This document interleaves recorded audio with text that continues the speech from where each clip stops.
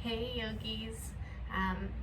First of all, I want to say thank you so much for attending the Back to Nature retreat. I am so bummed that I had to miss it. It was really weird to have to sit out one of my own retreats due to COVID. So I hope you are all happy and healthy and doing well. I know that you all had a great time and that Tony and Ken and the TV Village team all took care of you. This is our roll and release workshop. I know Tony did a little class for you on the topic, but I thought I would just maybe add a little bit more. She did learn roll and release from me, so I'm sure that there will be some overlap. But just in case, this will at least give you a practice that you can do at home as well. I'm just gonna slide back onto my mat a little bit so my knees have a little bit of cushion. So roll and release is a method that combines a few different things. So it combines myofascial release with marma point therapy from Ayurveda. So you might be like, what on earth is she talking about? Myofascial release. So myo means muscle, fascia means fascia. It's the connective tissue that kind of runs around and through your muscles and your organs and whatnot. Kind of gives your body a little bit of extra structure. So myofascial release focuses on releasing tension, tightness, adhesions in the muscles and the fascia. So it's kind of like giving yourself a deep tissue massage. In fact, this is really what this class is. It's really a chance for you to practice that beautiful self-care and give your body a little TLC. When our bodies feel like crap, it's really hard to keep up with the rest of life when our bodies hurt. So let's just talking about that a little bit more. Marma point therapy, it comes from Ayurveda, like I just mentioned, and Ayurveda is yoga's sister science. It looks at the whole person, not just the symptoms like we often do in the West. So it's really a whole person, whole body, whole being method of health and wellness, and it's really all about lifestyle and how you are living your life in a way that works for your constitution. But marma point therapy is we'll call it a massage technique, very similar to acupressure or acupuncture in Chinese medicine. So there's a lot of overlap with like Chinese medicine, with Thai massage as well. With marma point therapy, you work the nadis, which are the energy channels in which prana flows. Nadis are very similar to like the meridians of Chinese medicine or the sand lines in Thai yoga massage. I'm kind of circling back to fascia and adhesions. Fascia, remember, is that connective tissue that wraps around your muscles and organs and whatnot, and again, it gives it that bit of structure. But you can kind of think of it as a cobweb, and that cobweb can get knotted up a little bit, right? Like if a bug gets stuck in a cobweb, right? It might pull on the cobweb. So you can picture your fascia just like that cobweb. Like if you were to literally like reach in and pull on a cobweb, it would pull all the fibers toward where you are pulling on that cobweb. That's the same thing that happens in your body when you have those knots and adhesions that we very often carry around with us, whether it's from work or injuries or trauma or childbirth or any other real lifestyle or just day-to-day posture even. We'll just work on those a little bit so we can find a little bit more freedom, looseness, and space in our physical body so our energy, our prana can flow freely. We feel good and healthy in our physical body.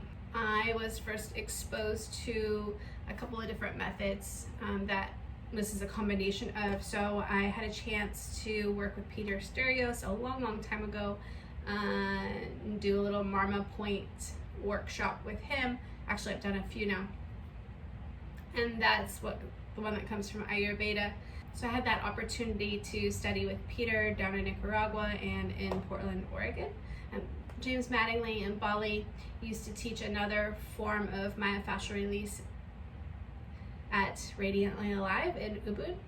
and I've had lots of opportunity to take classes there with lots of their teachers, and then also practice pulls on or is inspired by some of Jill Miller's work. She wrote the role model method, and let me see if I actually have her book here. Well, I have a couple of other books too, but I don't see them right off the bat.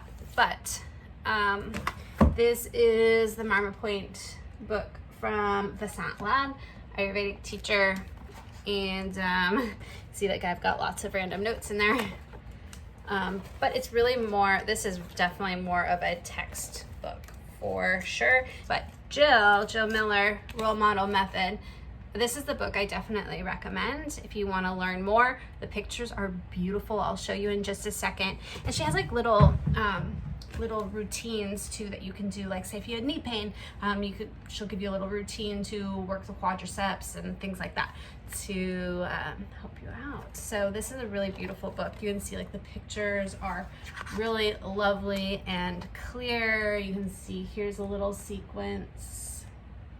This is definitely the one that I recommend. It's worth the money. Maybe not the cheapest book, but it's beautiful. It's really well done. Can't tell what the price is. Looks like it was $39 full price. I doubt I paid full price. Maybe I did. But anyway, this is a book I recommend if you want to learn more about this type of self-care. And then also you have Tom Myers. He is the guy that came up with this whole model of different lines of fascia. You can see the lines here, correlating with the meridians again. And he, I believe, is based in Arizona. He does like dissection workshops and things like that. You can see here the fascia right there, the leg. And you can see here fascia and muscles on the human. So really beautiful again. And he ties it in with yoga postures. So really fantastic, really well done. Let's see if I can find, here we go. Here's a picture. So we'll primarily be focusing on the superficial back line. You can see a little diagram of it right here. So there are different lines throughout the body. On the front, some kind of cross over the body as well. So kind of picture the front line. So there are a bunch of different lines, spirals. Remember I said that there are some that cross over the body. You can see those here. So Tom Myers, another awesome resource, especially if you love geeking out about anatomy and fascia movement. Fantastic. Of those three books, the two I would recommend most would be Role Model Method as my number one, and then Anatomy Trains, and then the Marma Point one if you really want to like geek out and get a little textbooky. But again, not as user friendly. So like I said, we'll be focusing on the backside line of the body. So working that whole backside line. So soles of the feet all the way up the back of the legs, up the back, up the neck, and then wrapping around right here to the forehead and to the eyebrows. So we'll release tension along that line. And you might notice that as we start to roll out, say, the feet, you might feel your back release. Or as we roll out the back, you might feel your glutes release, or maybe your forehead released. This is also a really great practice if you have a Vata imbalance. Vata being one of the doshas of Ayurveda. So in Ayurveda, you have the three doshas, Vata, Kapha, and Pitta, and they can become imbalanced. They can be overactive, underactive, and oftentimes you'll have maybe one dominant or maybe two dominant, and that really just refers to your constitution. So Kapha being a little bit more like slower, calm, grounded, Pitta being a little bit more fiery, powerful, energetic, really driven, and where you might have like Vata being a little bit flightier, airy, kind of, I think of like kind of wispy. Those are kind of that super general, like really general characteristics. It goes into everything. If you really want to dive deep into doshas, you can they look at your hair. If you went to see an Ayurvedic practitioner, they would look at your hair, your teeth, your nails, your skin, your tongue. They really would look at everything. to figure out which dosha is leading, which one's out of balance, etc., etc. Okay, but anyway, if you have a vata imbalance, so maybe you're really flighty, you're really ungrounded, this is a superb practice to ground you, to really connect you to your body and get you back into the space. Especially if your mind is spinning, it gives your mind something to focus on. It gives you that sensation in the physical body to focus and ground on. So great practice for vata imbalance. And if you're primarily kapha or pitta as well, also a fantastic practice for you. If you're pitta, you might find that you're really driven to go really deep with this practice. Just know to tone it down. You don't need to go super deep or work super hard. In fact, as we get going, I recommend that you really only spend maybe a minute, 2 minutes tops on any spot. Of course, I'll be kind of teaching and guiding you through it. So right now we'll be spending probably a little bit longer than that per spot, but I'll try to be mindful of keeping that time just so you don't work too deep and end up, injuring yourself. Just remember that you are in charge of the depth and the intensity. And again, you're really just giving yourself that deep tissue massage. So you don't have to spend so much money going and getting massages, although let's be honest, that's really nice too, to let someone else do all the work for you. Okay, so for the workshop, all you'll need is a couple of tennis balls. If you have yoga tune-up balls or something like that, you could use those. A lacrosse ball or 2 lacrosse balls could work as well, but really all you need is 2 tennis balls and a yoga block. And the yoga block we only really use for like 2 different exercises. So if you don't have one, you'll just skip those, or you can get creative and modify somehow with something else that you have in your house perhaps. But yeah, tennis balls are great as a substitute for yoga tune-up balls. They're cheap. When you're done with them, you can give them to your dogs or whatever. And then lacrosse balls are great if you want more sensation. Sometimes the tennis balls lose their firmness and they get a little weak. For me personally, tennis balls feel great on the majority of my body, and sometimes I like a little bit more pressure, a little bit more intensity on my feet. Okay, so again, we spend about 1, maybe 2 minutes per spot.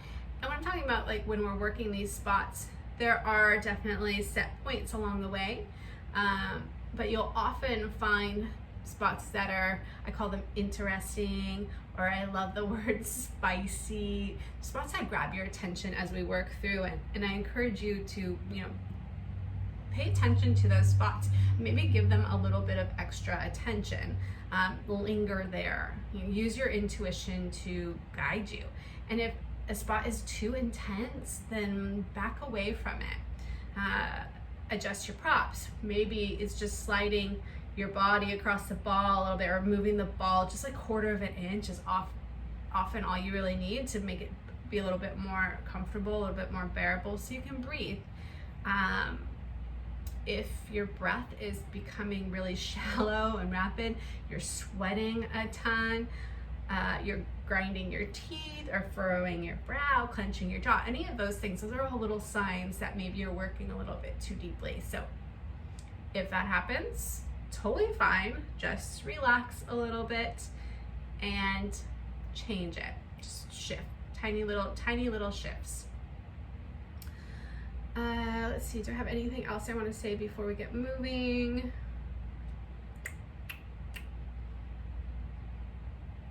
No, I don't think so. Not at the moment. Okay. We will start with the feet. So we'll all come up to standing. And either a tennis ball or a lacrosse ball. Our floor up here is slanted a little bit because it's an old house. So my tennis ball and lacrosse ball might slide away. We'll see how it goes on the mat. This is a pretty creepy mat, so I think we'll be okay. But just in case, you might see me running after a tennis ball or a lacrosse ball. Let's see if you can see these go back. Here we go. All right, so we'll all start on the right foot. place your tennis ball on your mat and then bring the ball of your right foot right on top of the tennis ball. Your heel is down on the mat. I'll turn to the side so you can see real quick. It just looks like that. So heel down, tennis ball right into the ball of the foot, and then you begin to shift your weight onto the tennis ball. Actually, you know what? Let's take a pause. I want to do a little check-in here real quick.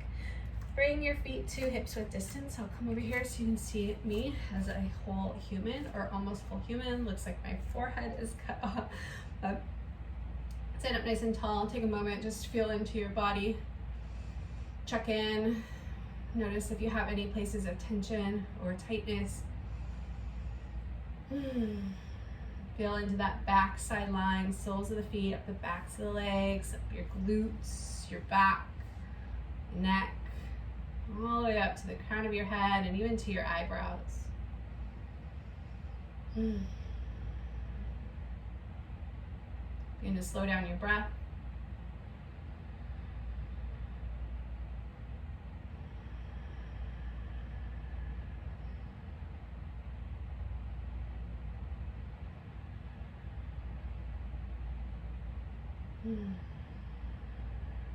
Alright, take one more full round of breath, breathing in and out through the nose. And then hands to your hips, open your eyes. With your legs straight, you'll hinge from your hips and fold forward. I do want you to fold forward with straight legs, even though I know in yoga we typically want a little micro bend, but keep the legs straight because I want you to just notice where you feel tension and tightness in your muscles and in your fascia, that connective tissue. Release the crown of your head toward the earth. Your hands could come down to the floor, maybe to blocks or to your shins. And just notice how that backside line of your body feels, what parts feel tight, what feels open and spacious.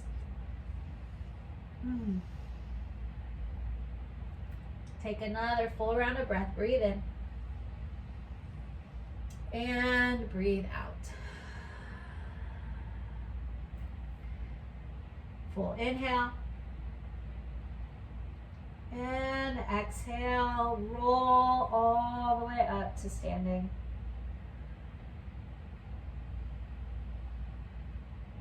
And up tall. All right, now that you are standing, grab your tennis ball or lacrosse ball.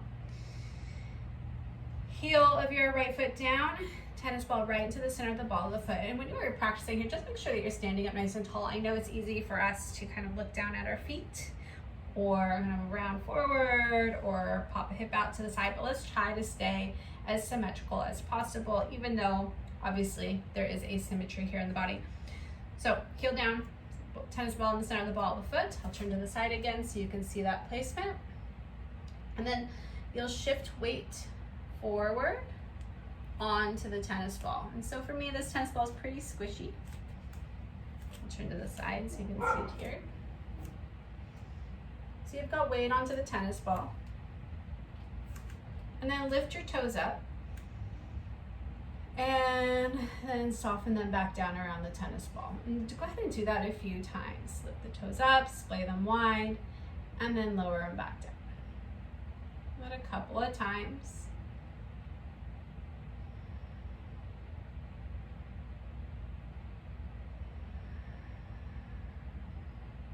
All right. I'm going to turn just so you can see the placement of the tennis ball. Now, shifting your weight back a little bit, so we're just releasing off of the tennis ball a little bit. Turn your foot out slightly so you can see a sliver of the ball right behind your big toe. Get on that big toe ball mound. And then again, same thing, shift weight onto the tennis ball.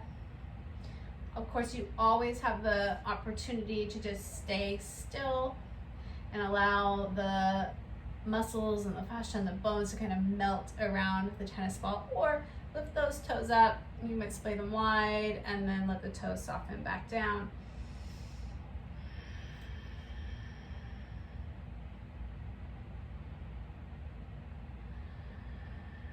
And I like to do that maybe like 3 or 4 times. Okay, you can stay as you are, coming back to center, and then turn your foot in slightly so you see a sliver of the ball right behind your pinky toe now. Again, shift weight onto the tennis ball. And then lift the toes up, splitting them wide, and then softening them back down. Gentle engagement here through your core, standing nice and tall.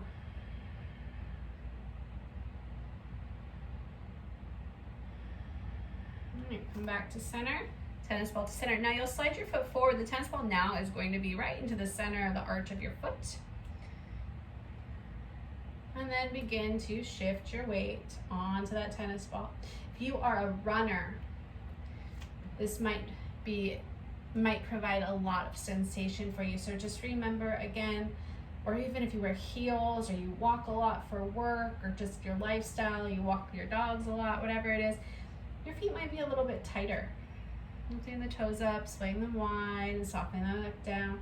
So again, you might have a ton of sensation. Just adjust. You don't have to put all your weight onto the tennis ball if it's too much.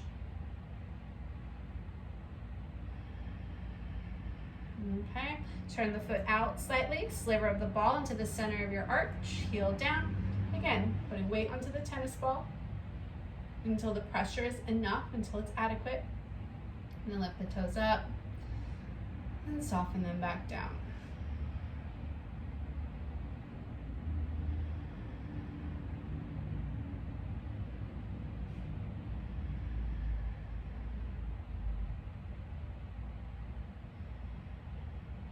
Okay.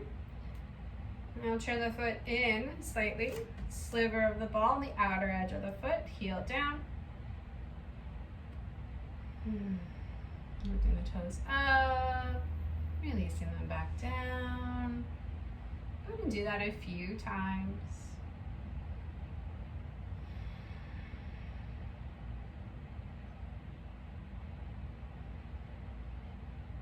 And come back to center. A little different this time. You'll slide your foot forward now. So your heel is up this time. I'll turn to the side so you can see heels up. It's like you're wearing a high heel, kind of. And the tennis ball is right at the front portion of your heel. Ball of the foot is down, and then you step onto the tennis ball. I have never had a tennis ball pop in class, so don't worry about that. And I've taught this class hundreds of times. So, or variations of this practice, so don't worry about it.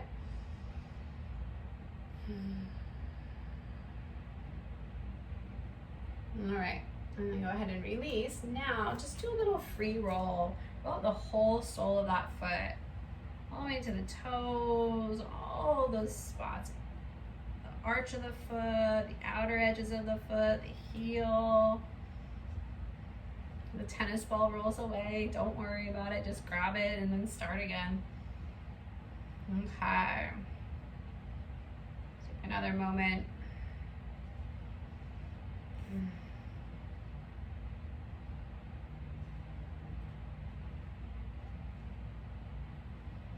Okay. Release.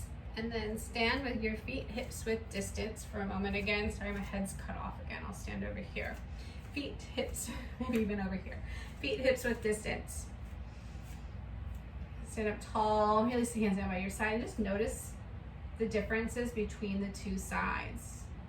The obvious differences you would probably feel in your feet, but you might even notice that your legs feel different too. Maybe one leg feels longer, one leg feels softer or tighter, more firm, more spacious. And usually it's that leg that we just worked that feels more open, more spacious, almost like it feels calmer even. All right, now let's go ahead and we'll work the other side. So again, we'll start right in the center of the ball of the foot. On the left foot this time, your left heel stays down. Go ahead, put pressure onto the tennis ball. And lift the toes up, let them soften back down. And do that a few times, 3 or 4 times. There's no rush.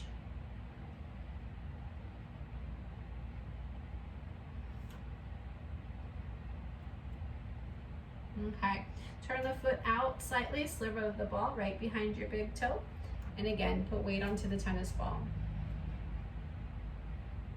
Lifting the toes up and softening them back down. Whew. You might notice that the different feet feel differently. You might have one foot that's tighter than the other. That's pretty normal, it's pretty typical. Maybe not ideal, but common. Okay, turn the foot in slightly again so you can see that slip. Oops, so I just shoot my tennis ball out to the side. Sliver the ball right behind your pinky toe, this time heel down. I'll scoot back so you can see it better. Okay. Moving the toes and softening them back down. So it's that same, just gentle rocking. We're just kind of coaxing the muscles and the fascia to release.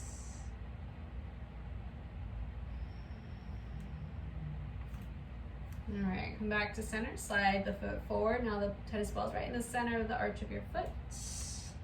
Heel down. Again, putting weight onto the tennis ball as much as feels appropriate to you. So my teacher, Peter Sterios, who I was super fortunate to have that opportunity to study with. I don't know if he's still teaching anymore. I know his yoga studio, he closed his yoga studio a few years ago. So I don't know if that is still, I don't know if he's still teaching anyway. But fantastic teacher if you ever see him offering workshops in your area. But he used to tell a story about how he had a student who had really bad bunions, so bad that her big toe was crossing over, she was in a ton of pain and she was getting ready to have surgery. And he was like, well, why don't you try this? And he gave her a rolling routine for her feet and turned her loose basically. He was like, try this, see if it works. And he ended up seeing her like 6 months or a year later, and he was like, did you get the surgery? Did the rolling work? You know, he just checking in. And she's like, I didn't have to get the surgery. I don't have pain in my feet anymore. She's like, I do this all the time. And so yeah, so if you have bunions, fantastic, a little practice here. It's so easy to do. Turn the foot out slightly, sliver of the ball in the center of the arch of your foot. And again, weight onto the tennis ball, lifting the toes, letting them soften back down. And just do that a few times again. I think this practice could be really good as well if you have plantar fasciitis. If you do, I would just work really gently. I wouldn't work real deep, you know. I would think of it as more of like a nurturing practice. Maybe, you know, working at, instead of like 100% or even 80 or 90%, maybe working at like 50% sensation on the sole of the foot. So it's really nurturing and sweet. Okay, turn the foot in, sliver of the ball, outer edge of your foot. Heel down, toes are lifted to start, and then let the toes soften, lift them up, and release them down. Again, and release them down. All right, one more time, and release, and then come back to center. Slide the foot forward. So the tennis ball now, let me slide my tennis ball back so you can see. Tennis ball right at the front of your heel. Ball of the foot is down. It looks like you're wearing a high heel. And then step onto the tennis ball.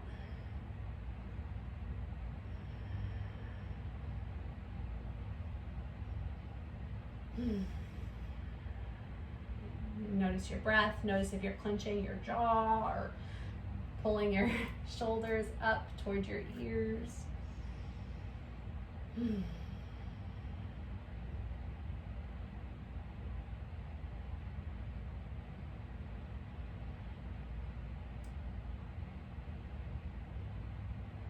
Release. Now free roll that left foot.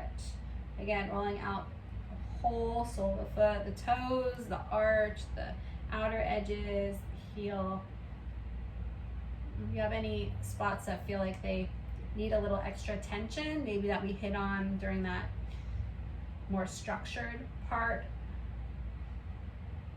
Go back to those, circle back. Okay. I will say that if you do this practice a lot, your feet do tend to widen a little bit.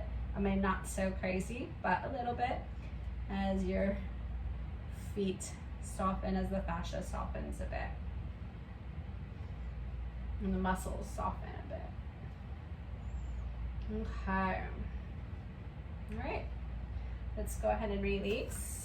Feet hips width distance, parallel to one another, toes point straight forward, so like you're in Tadasana. Hands to your hips. Actually, let's release the hands down. Just take a moment to stand tall and notice how you feel both right and left sides. When you feel ready, hands to your hips. Take another forward fold. We'll just check in and see how the back of your body feels.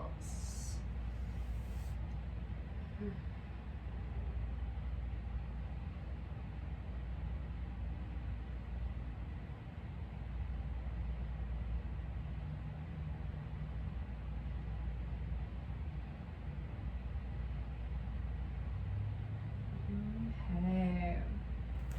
From here, turn on your mat so you're facing the top of your mat. And then go ahead and just come on down to the floor.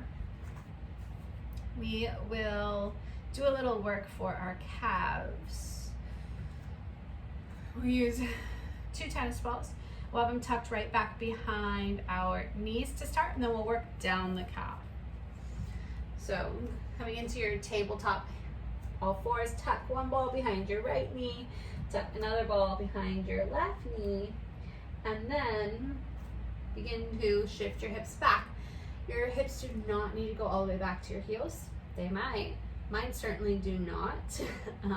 My calves are pretty tight too. So just make sure that you're staying engaged through your core so you're not going to hurt your lower back, and then just allow the muscles to soften around the tennis balls. And if this is too much, shift forward. Nobody says you have to, press the hips all the way back. You might even rock a little side to side and see how that feels.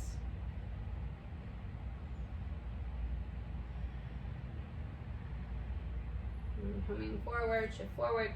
Slide the tennis ball back. So now you're in the center of the calf. Roll the other one back. Center of the calf. And press back.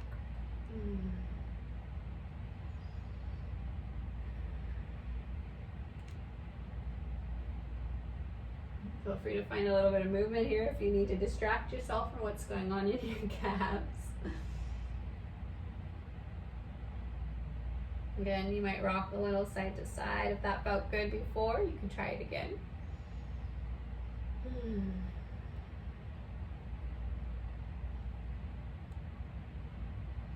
And back to center. Shifting forward. And then roll that tennis ball back. And then sit the hips back. Rock the hips side to side.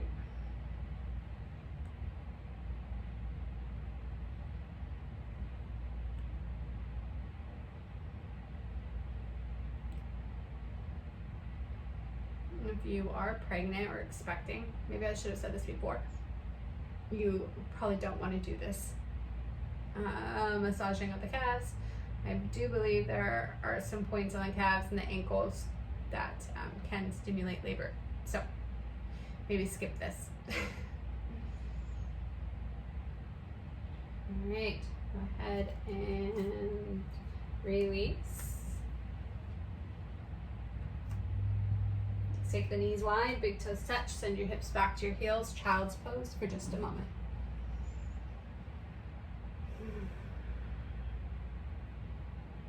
Let's take 3 rounds of breath here.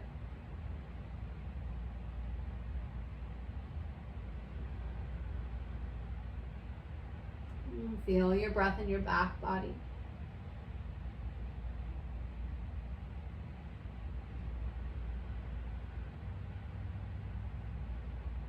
One more round of breath.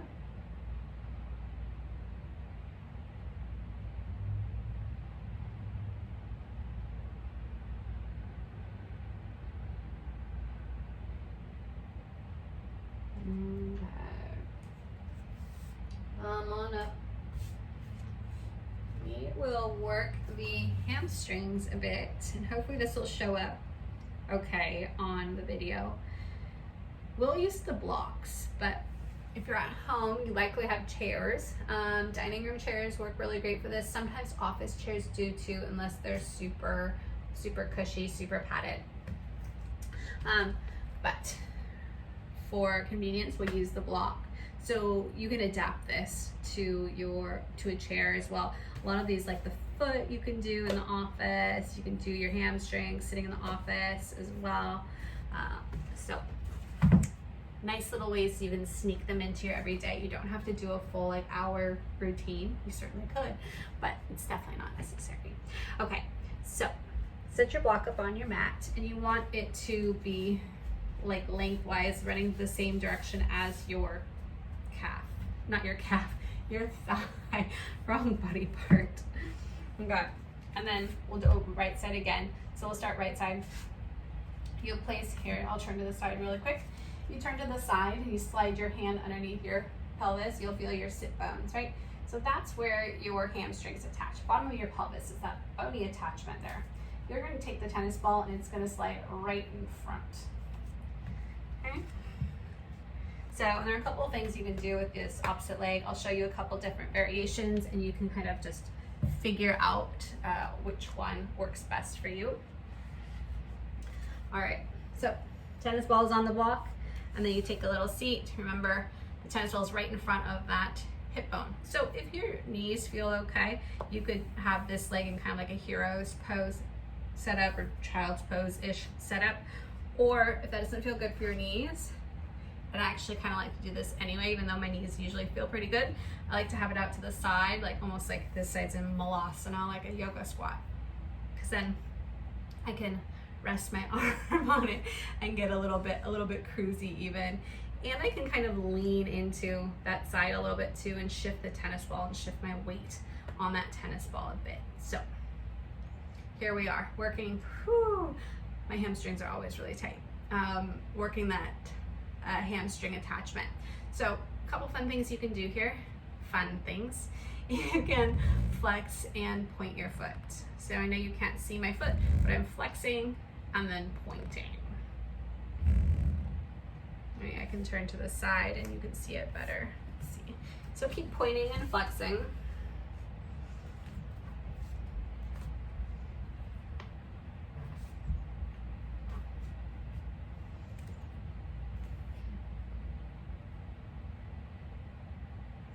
And you can also rock your leg side to side, like we can say rock it, but you're externally and internally rotating the leg. And you'll feel your hamstrings kind of slide over the tennis ball. You have 3 hamstrings and they all attach up here at your sits bones.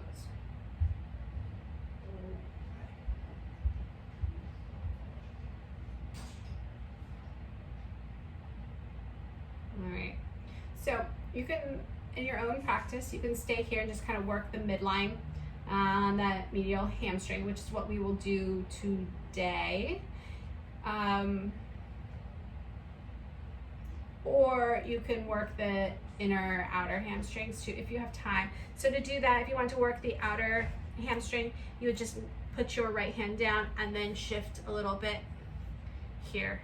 So the tennis ball just slides a little bit, or your hamstrings rather just slide a little bit, and then point and flex. Right, you could do that. If you want to work the inner edge, sit up tall, and then you just kind of let your leg roll in a little bit, and maybe even turn a little bit towards your left leg. Again, you can point and flex. You can rock that leg a little with that internal and external rotation. Okay. All right, coming back to center. You will shift back a little bit now. So now the tennis ball is going to slide a little bit further forward into your hamstrings. And I encourage you to just kind of roll around until you find something that grabs your attention, right? I've got a spot right there. My body's like, oh, that's it. That's the one. Okay, you can't see it necessarily, but it's right there. And then point and flex.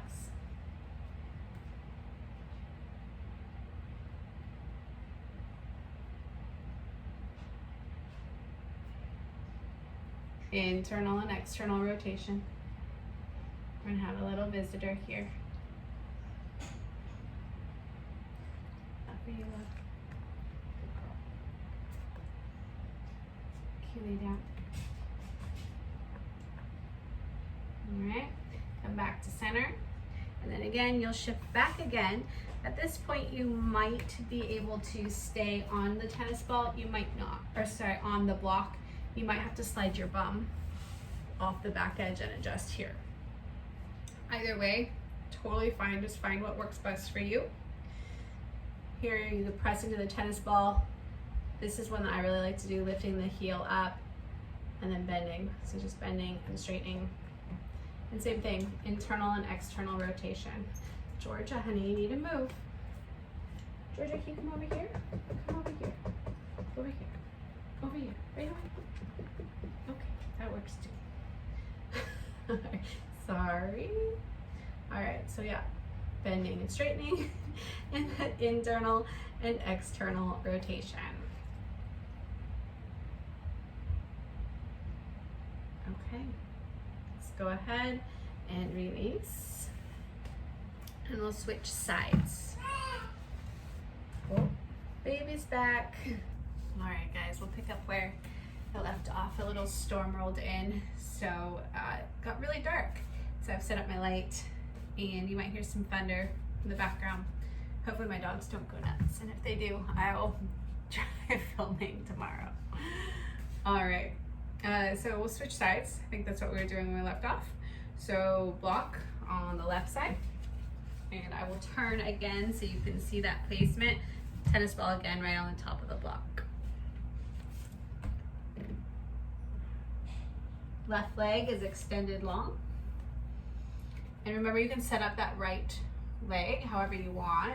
You could kind of sit in that like modified hero's pose, or like a little half malasana here. Tennis ball is right at the front edge of that sit bone, working those hamstring attachments again. And then you can play with pointing and flexing your left foot. And do that a few times.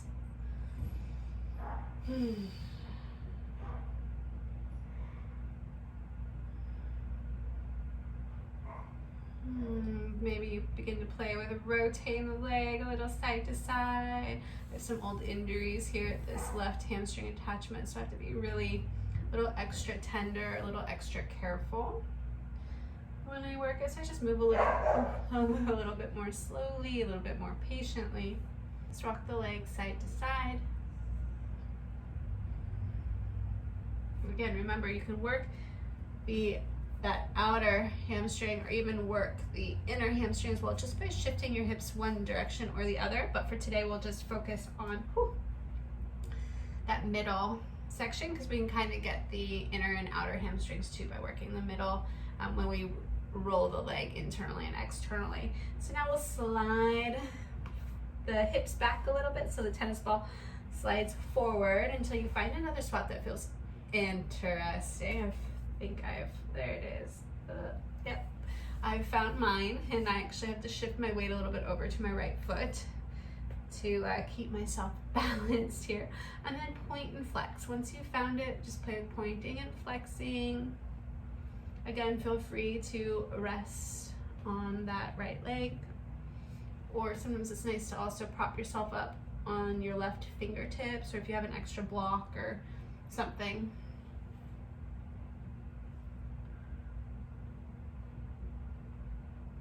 And when you're ready, internal and external rotation.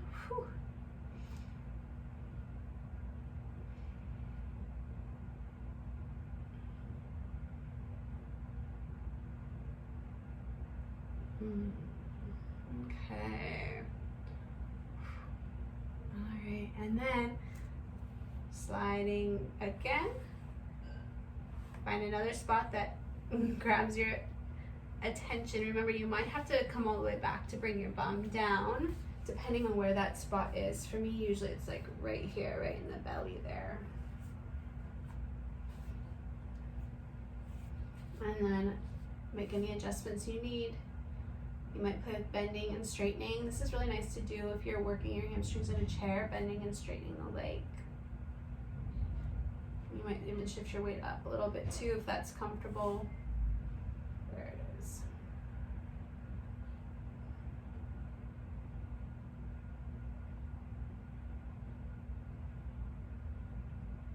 And internal and external rotation, rocking the leg out and in.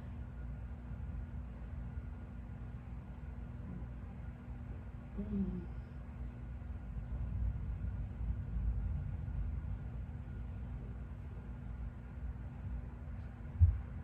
just rocking the spot right here that needs a little extra tension, so I'm actually just kind of rotating my leg in and honoring that and giving that little spot a little extra attention.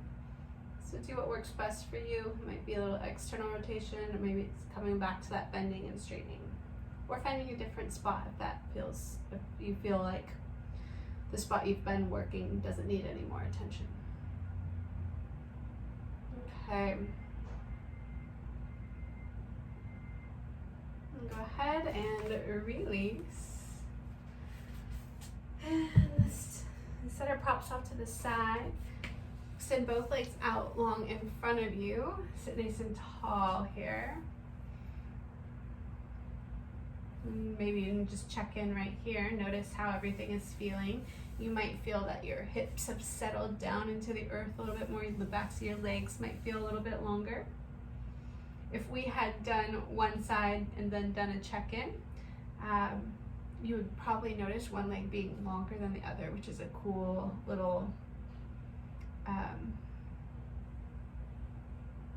which is just kind of a cool little thing to notice in your body. Okay, sit nice and tall. Inhale, reach your arms up overhead. Exhale, hinge from your hips and fold forward with a flat back as long as you can. Or you can't fold forward anymore, keeping the back nice and straight. Bring your hands down.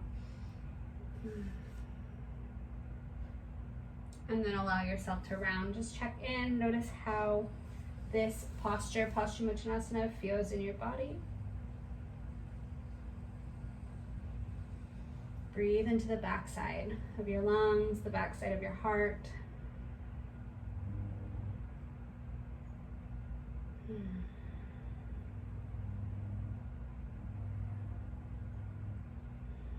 With an inhale, let's sit all the way back up. And really getting into that backside. Give your legs a little bump, a little shake. And then we'll come all the way down onto our back in just a moment.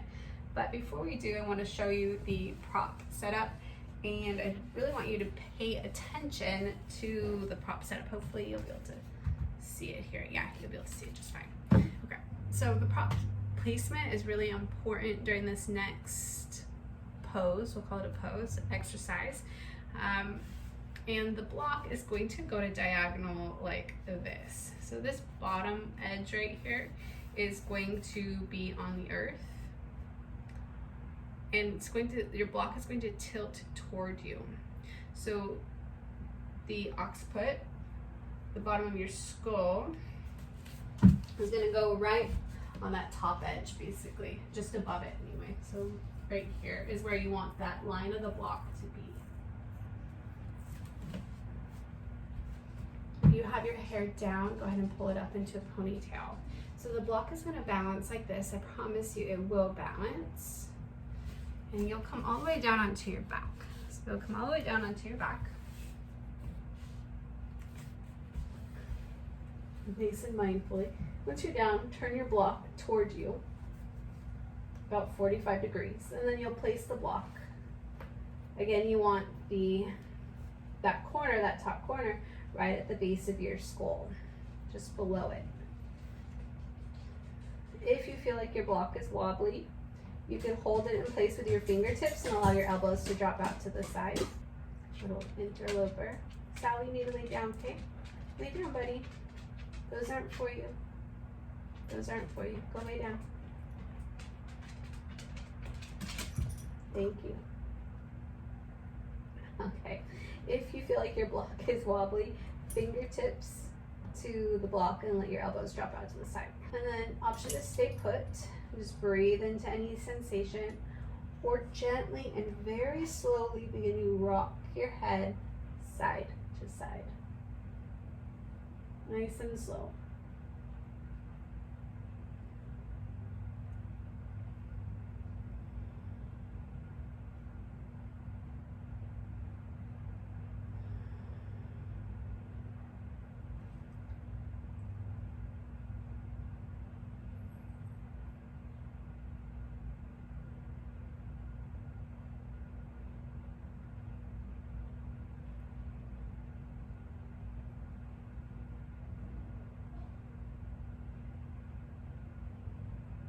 Slow, steady breath, slow and steady movement.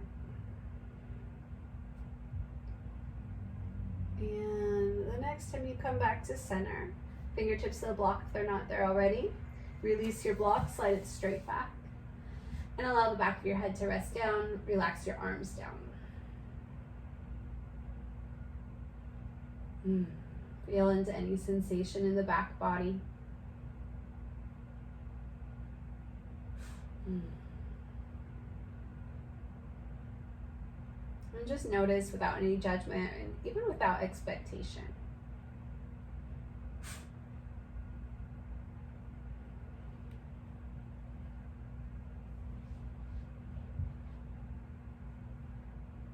All right, grab your tennis balls. And now you'll place your tennis balls into the upper trapezius. For a little visual, these are your traps right here, or your upper traps anyway. And you'll place the tennis balls right here, middle of the traps. And you'll lay all the way back down. And keep your block at the back edge of your mat. So make sure that the balls are symmetrically placed and you're not rolling on any bones. So you don't ever really want to roll on your bones at all, especially not your neck. So symmetrically placed into the upper traps. Block is back behind you, within reach. I'm going to take a moment here just to kind of breathe into any sensation. I would often find it helpful to imagine or envision that the tennis balls are part of my lungs and I'm breathing into them. It just really helps my body personally relax around the tennis balls, so you might try that too. Option to keep the hips down, or if you feel like you need more sensation, you could lift the hips up. That will shift more weight onto the tennis balls and increase the intensity. For this next bit, you can keep the hips lifted or bring them back down. I often like to bring the hips back down for my own personal practice, but you choose what works best. Reach your arms up toward the sky and turn the palms of your hands to face one another like you're holding a giant beach ball. And then on an inhale breath, reach your fingertips higher up toward the ceiling so your shoulders begin to lift away from the tennis balls and your upper back, the upper shoulders can round a bit. And as you exhale, soften your shoulders back down toward the earth. Inhale, fingertips reach up toward the sky. Exhale, soften the shoulders back down. Let's do that one more time. Inhale, fingertips reach up. And exhale, soften your shoulders back down. If this feels really good to you, feel free to stay here or take your arms overhead, find your block, press the palms of your hands into your block, engage the muscles of your arms, and then try to soften your shoulders.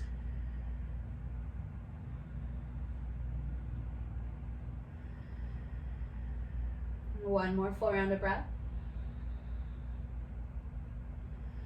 Release the block if you have it. Take your arms all the way up toward the sky, and then release your arms down by your side. We'll move on. If you're at the back edge of your mat, you don't have much space to scoot, you might even just scoot down your mat a bit.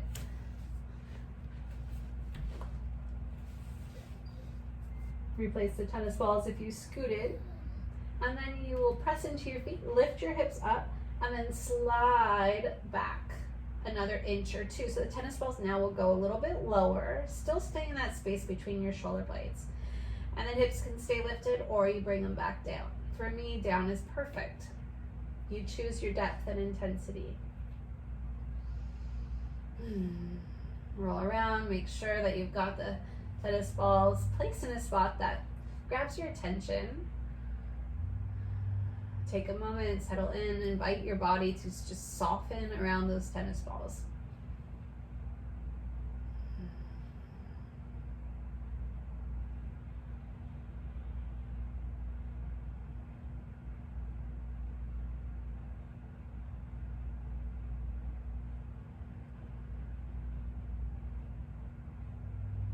Arms reach up to the sky. We'll take the same little arm routine here. Stretch your fingertips up as you inhale. Exhale, soften your shoulders back down. Inhale, fingertips reach up. Exhale, soften your shoulders back down. Again. Breath and movement connected. And then take your arms overhead. Find that block. Oh, there it is. Press the palms of your hands into the block. Relax your shoulders, firm up your arms. And then bring that back down. Release your arms down.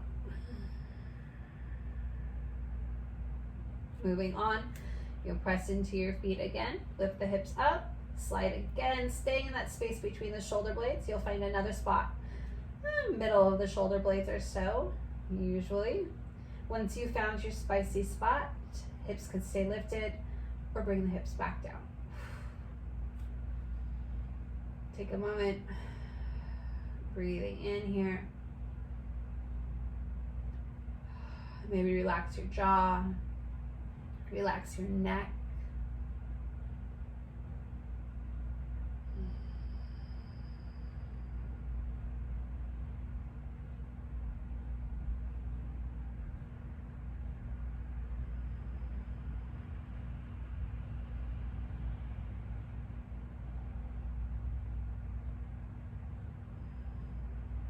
Reach the arms up to the sky. Inhale, stretch the fingertips all the way up.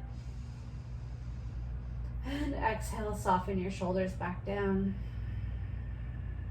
Inhale, fingertips up. Exhale, shoulders back down. Again.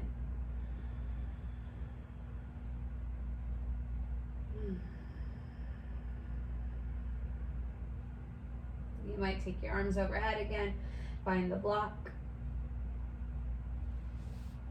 Palms of your hands press into the block, firm up the arms, soften your shoulders.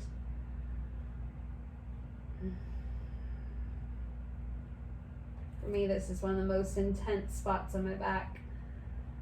So I have to be really patient, really gentle.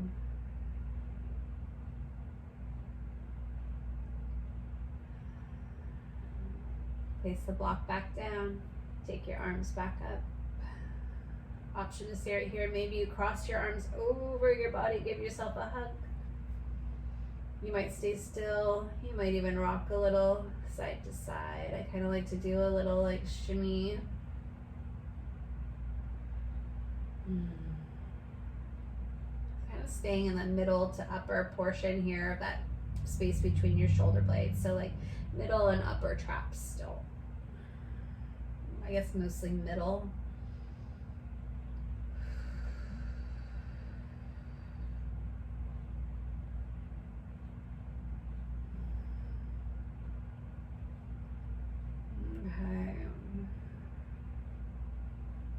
I feel like I could stay here all day, but we'll continue on. Release your arms down. Press your feet up, lift your hips up, slide a little bit further until you find another spot that grabs your attention. Once you've found it, release your hips down. Take a moment, surrender into gravity. Hips can stay lifted, you can bring them down. You really can choose.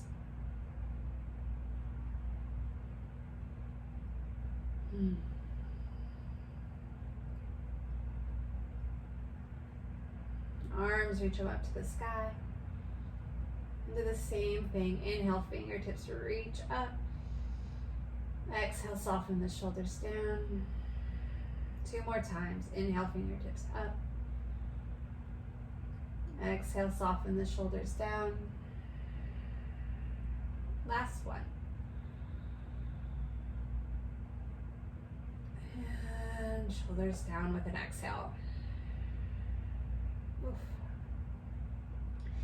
Take the arms overhead, find the block. Press into the block.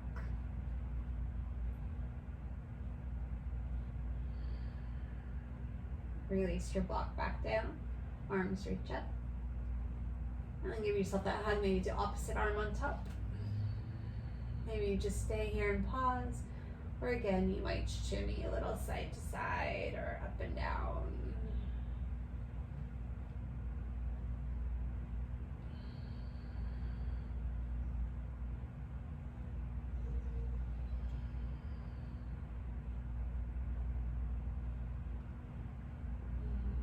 Take a moment just to free roll that space between the shoulder blades, getting out any last minute spots we didn't get. I like to tuck and untuck my pelvis.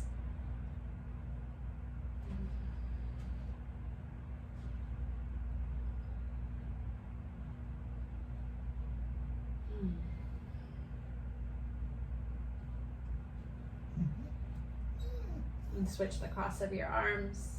And then same thing, just tucking and untucking the pelvis a little bit more. One more free roll. See if we can get any more knots released.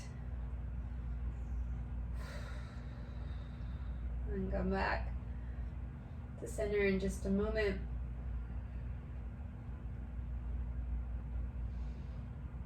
Arms reach up. And then release the arms down. From here, you'll either roll toward the back of your mat again or scoot toward the back of your mat again, or you can reach back and grab the tennis balls if they're within reach. For me, they're not within reach at the moment, so I'm just going to scoot back until they are within reach, and then I'm going to grab them. You'll place your tennis balls now more or less in line with your kidneys. Hips are lifted for this whole exercise. Symmetrically placed again, and then lower your back down onto the tennis balls. And then you'll rock your hips side to side if you can see where they're placed. And then you just rock the hips side to side. This one doesn't need to be super intense, okay? Just really gentle massage here. Kidneys spend so much time cleansing and purifying.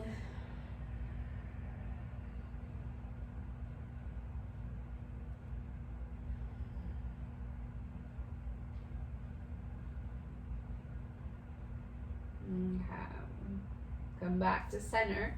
Now you'll move the tennis balls a little bit lower. They're going to go right above your pelvis on your lower back. So if you're not sure, go ahead and press your fingers into your back. It might be hard to find or feel with this really dense fascia at our lower back.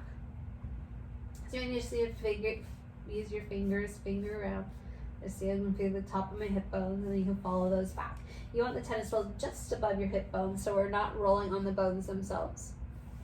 You can see a little bit where mine are placed. And then lower your lower back down. Make sure you're not rolling on the spine.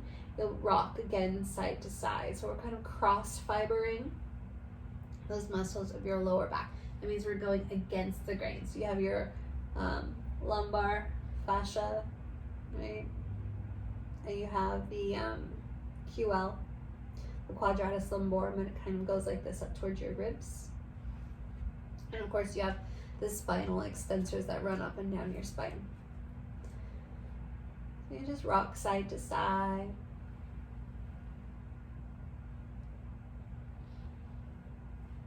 Another one I like to do in this particular spot is just like we did when we free rolled the back.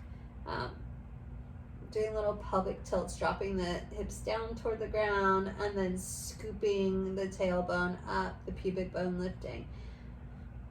We're trying to keep the tennis balls mostly stable and just moving our body over the tennis balls. Nice, slow, steady breath. Again, if you notice that your breath has shortened up, it's gotten really shallow. So if you can lengthen it, that might also be a sign that your body is talking to you and that the sensation might be too much.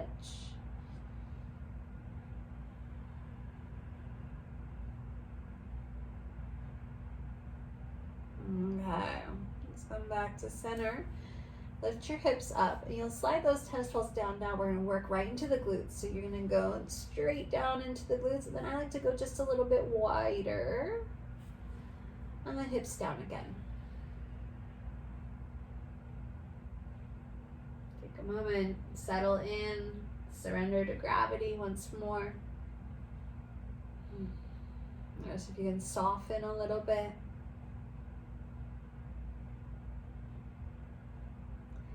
And then we need to rock your hips side to side.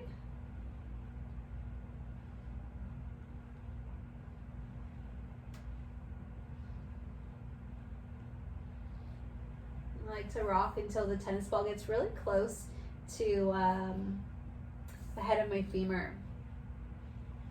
So really just taking it all the way to the outer edge of the hips on both sides. Sometimes the tennis balls get a little out of place. When that happens, I just adjust.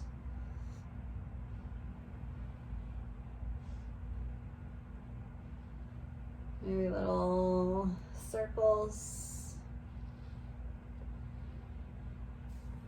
And you can even play with those pelvic tilts again. Whew. And you just want to make sure that you're not rolling on bones. So you're not rolling on your sacrum or on the bones of your pelvis. All right, moving on. We're gonna keep the tennis balls more or less the same place. We're gonna work a little bit deeper into the piriformis. So we'll do the left leg first just so you can see. Right leg will stay as it is, bent, like you're set up for bridge pose basically.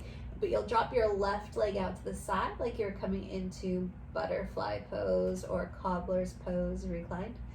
And then rock again, side to side here.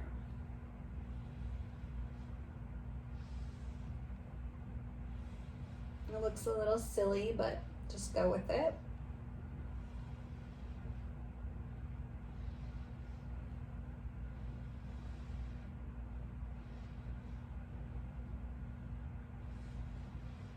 Okay.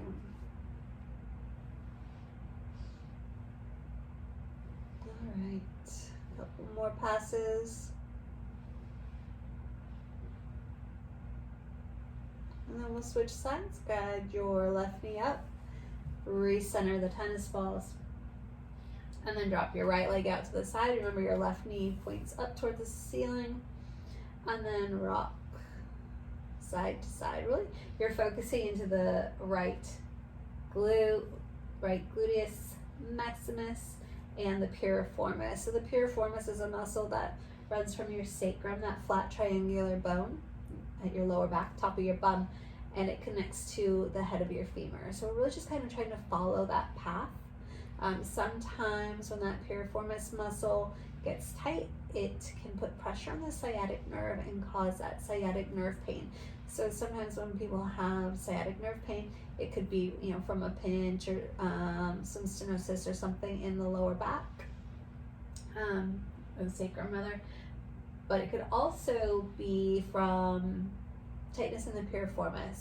The piriformis, or I should say the sciatic nerve, runs behind and front, or for some people even through the piriformis muscle. So we're just giving that piriformis a little love so the sciatic nerve can move freely and not have tightness being put on it all the time. All right. Let's come back to center. Release those, set them off to the side. Lower your hips back down. Take your feet mat width distance, drop your knees in toward one another. And don't mind Sal's little whines. He wants some attention.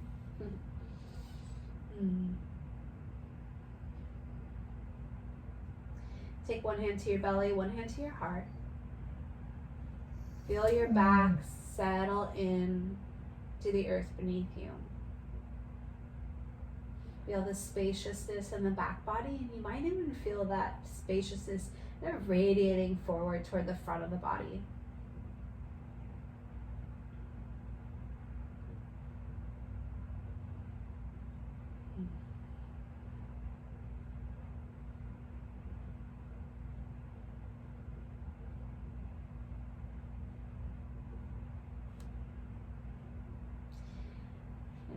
Inhale, toe your feet in toward one another. Guide your knees in toward your chest. And we'll close out our practice with a little Shavasana here. Lengthen your legs long. Turn the palms of your hands to face up. And close down your eyes. And as you settle into this final resting shape, notice how it feels. Notice how your body feels.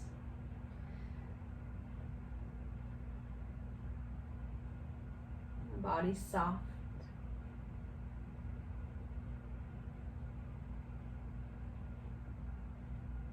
A sense of easefulness.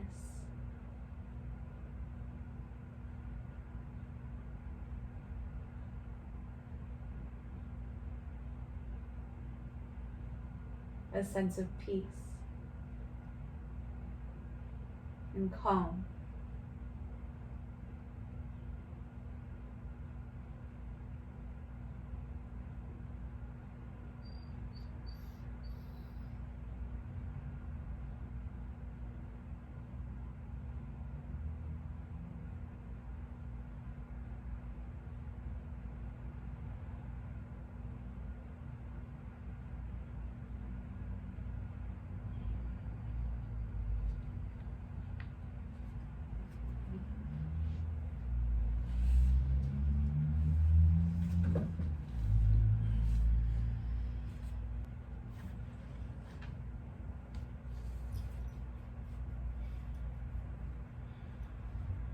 I will leave you here to enjoy your Shavasana and this state of rest after your little self-massage. Please feel free to reach out if you have any questions. And as you transition up and back to your day, make sure that you drink a lot of water. And feel free to share this practice with anybody else in your life who you feel like needs it. And once again, thank you. Namaste.